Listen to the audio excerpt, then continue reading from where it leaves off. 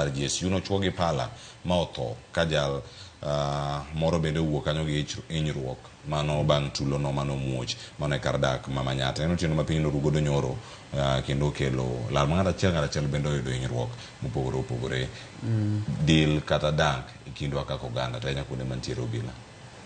Mokwongo amba ater mos mara ne kuyo mar moyudo family no.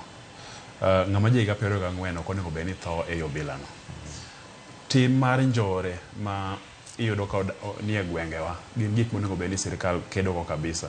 Nikech kiyudo ka ok wanyal ng'eyo gima nokelo dhaw e kindgi, lakini kiyudo ka ng'ato ne nigi pala manyalo chuo godo ng'at sirikal manegi mochako chuo ng'ama chielo, nyiso ni nitiere njore e area mane gino timore no, kendo en a wake up call ne security systems magwa.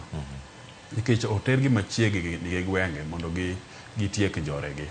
E clubs magwa iyudo ka ji gore, ji chuore gi pala, onego bed ni marumo tetetete.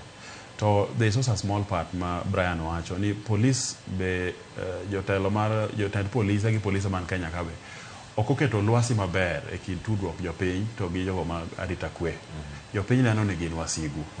To gin bende samoro ok gine jopiny ka joma onego bed ni girito. Koro japiny paro ni police kata ng'ama tiyo ne sirikal e yor arita en jasigu minyalo dhaw ka dhawa samidwaro. It's a bad thing. Ok onego bed ni gima timore piny. Koro aparo ni njore en gima rach kendo onego bed ni jo arita kwe deal kode maber kaluwore gi kes bila mowuok ne kijana matin no. Erokamano ahinya. E kaunti ma Kisumu